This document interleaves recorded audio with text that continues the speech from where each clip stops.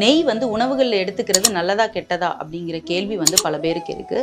நெய்யை வந்து அளவாக எடுத்துக்கிறப்போ அதுக்கு நிறைய நல்ல பலன்கள் இருக்குது, அதுதான் உண்மை. முதலாவதாக பார்த்தோம்னா நெய்யை உணவுகளில் அளவாக ரெகுலராக எடுத்துக்கிறப்போ உணவு வந்து நல்லபடியாக செரிமானம் ஆகிறது மட்டும் இல்லாமல் அந்த சத்துக்கள் நல்லபடியாக வந்து உடம்புல வந்து அப்சார்ப் ஆகிக்குது.